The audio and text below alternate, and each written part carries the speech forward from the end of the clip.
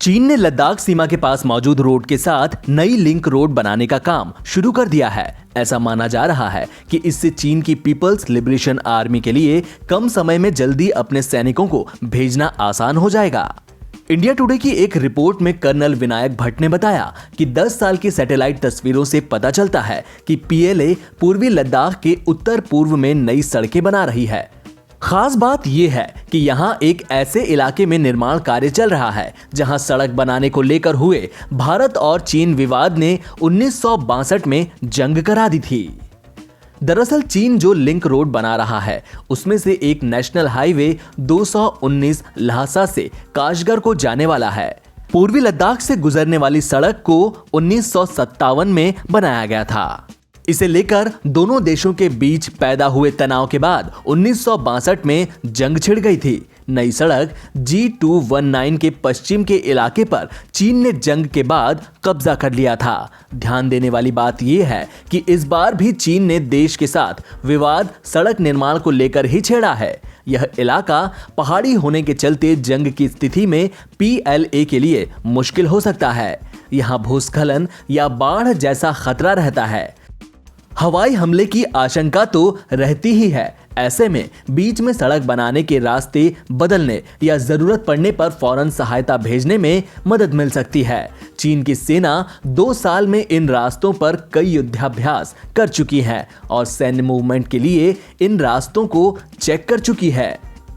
उसने होतान और कांगशिवा के बीच 190 किलोमीटर लंबी पहली सड़क तैयार भी कर ली है, जिससे दोनों के बीच दूरी 400 किलोमीटर कम हो गई है। इस सड़क में कई जगह पीएलए के लिए ट्रांजिट कॉलम बनाए गए हैं।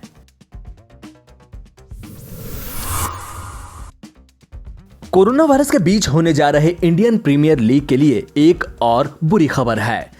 चेन्नई सुपर किंग्स के धाकड़ बल्लेबाज सुरेश रैना निजी कारणों से वापस लौट गए हैं। रैना के लौटने के पीछे असल वजह क्या है, इसका पता अब तक नहीं चल पाया है।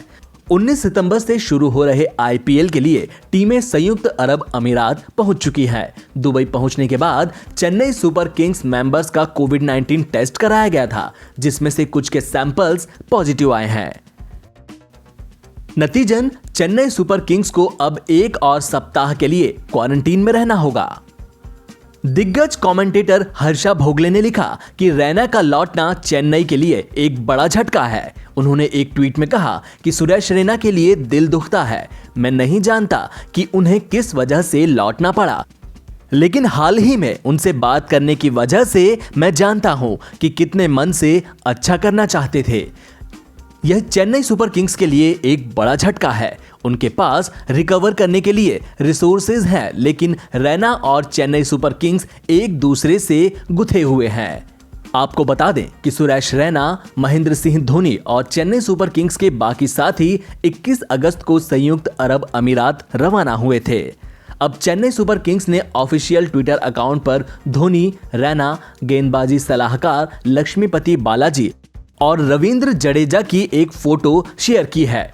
सुपर किंग्स ने 15 से 20 अगस्त तक चेन्नई में अपना कैंप लगाया था। Senior off spinner Harbhajan Singh निजी कारणों से टीम के साथ दुबई रवाना नहीं हो सके। धोनी और रैना ने 15 अगस्त को अंतर्राष्ट्रीय क्रिकेट को अलविदा कह दिया था। आईपीएल का 13वां सीजन कोविड-19 के कारण इस साल यूएई में 13 सितंबर से 10 नवंबर के बीच खेला जाएगा।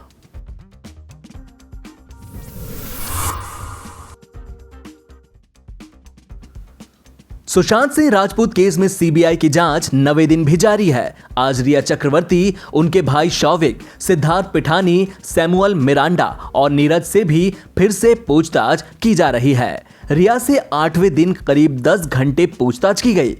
इसके बाद वे मुंबई पुलिस की सुरक्षा लेकर अपने घर गई थी। आज डीआरडीओ गेस्ट हाउस पर मुंबई पुलिस भी पहुंची है। रिपोर्ट्स के मुताबिक इस केस के मुख्य आरोपी और गवाहों का पॉलीग्राफ टेस्ट भी हो सकता है।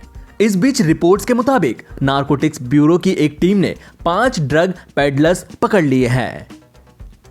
उनके मेडिकल टेस्ट के बाद उनको कोर्ट के सामने पेश किया जाएगा। इन ड्रग पेडलर्स का रिया ड्रग चैट से लेना देना है या नहीं, इसका पता नहीं चल सका है।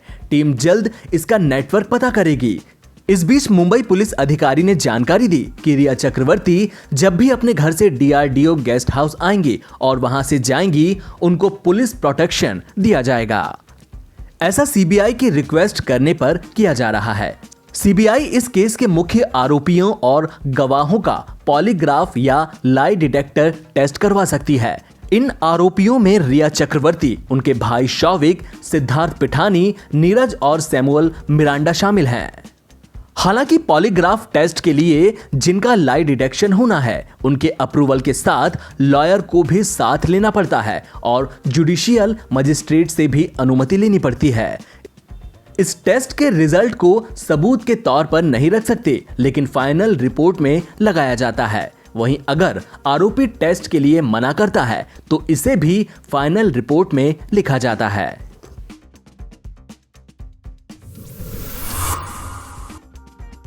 देश में कोरोना वायरस की रफ्तार और तेज हो गई है। पिछले 2 दिनों में देश में 70,000 से ज्यादा मामले सामने आए हैं। देश कोरोना वायरस से मौतों के मामले में दुनिया में तीसरे नंबर पर पहुंच चुका है, जो कि चिंता की बात है।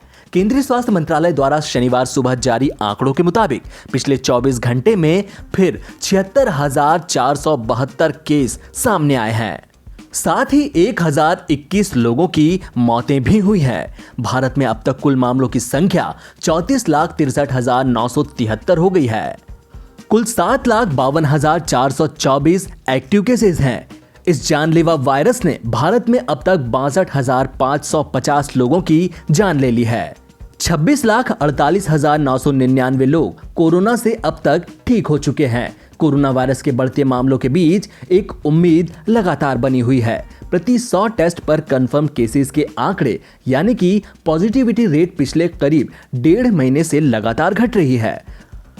हर 14 दिन पर मापी जाने वाली यह दर भारत में 15 जुलाई से 28 जुलाई के बीच जहां 11.23% थी, वहीं 14 अगस्त से 27 अगस्त के बीच यह 8.84% रह गई है। हालांकि महाराष्ट्र, आंध्र प्रदेश, कर्नाटक, छत्तीसगढ़ और पश्चिम बंगाल के हालात चिंताजनक बने हुए हैं।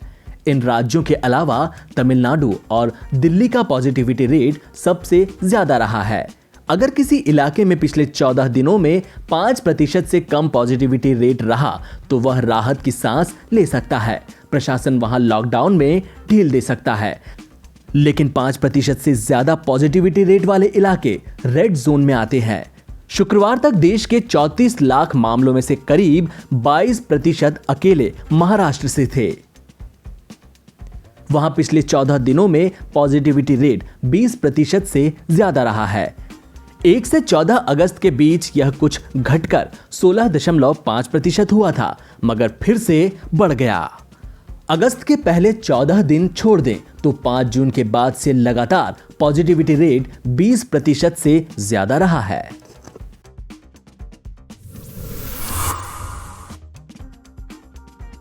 कांग्रेस के वरिष्ठ नेता पी चिदंबरम ने वित्त मंत्री निर्मला सीतारमण के दैवीय घटना यानी कि एक्ट ऑफ गॉड वाले बयान को लेकर निशाना साधा है। शनिवार को चिदंबरम ने सवाल किया कि क्या वित्त मंत्री ईश्वर की दूत के तौर पर इसका जवाब देंगी कि कोरोना वायरस महामारी से पहले अर्थव्यवस्था के कुप्रबंधन की कैसे व्याख्या की जाए। पूर्व वित्त मंत्री ने GST के मुआवजे के मुद्दे पर राज्यों के समक्ष कर्ज लेने का विकल्प रखे जाने को लेकर भी केंद्र सरकार पर प्रहार किया। उन्होंने निर्मला सीतारमण की टिप्पणी को लेकर उन पर तंज कसते हुए ट्वीट किया, अगर महामारी दैवीय घटना है तो हम वर्ष 2017 से 2018, 2018 से 2019 और 2019 से 2020 के दौरान अर्थव्यवस्था के कुप्रबंधन की कैसे व्याख्या करेंगे? क्या वित्त मंत्री ईश्वर की दूत के तौर पर जवाब देंगी? वित्त मंत्री ने गुरुवार को कहा कि अर्थव्यवस्था कोविड-19 महामारी से प्रभावित हुई है, जो कि एक दैवीय घटना है और इससे चालू वित्त वर्ष में इसमें संकुचन आएगा। चालू वित्त वर्ष में जीएसटी राजस्व प्राप्ति में 2.35 लाख करोड़ रुपए की कमी का अनुमान लगाया गया है। निर्मला सीतारमण ने जीएसटी परिषद की 41वीं बैठक के बाद संवाददाताओं से कहा कि स्पष्ट रूप से जीएसटी क्रियान्वयन के कारण जो क्षतिपूर्ति बनती है, केंद्र उसका भुगतान करेगा। चिदंबरम ने राज्य सरकारों से यह आग्रह भी किया कि वे जीएसटी के मुआवजे के मुद्दे पर केंद्र सरकार की ओर से दिए गए विकल्प को नकार दें और एक स्वर में राशि की मांग करें। दरअसल गुरुवार को जीएसटी परिषद की बैठक में केंद्र ने राज्यों के सामने विकल्प दिया कि मौजूदा वित्त वर्ष में जरूरी राजस्व के लिए कर्ज ले सकते हैं और इसमें केंद्र की तरफ से मदद दी जाएगी।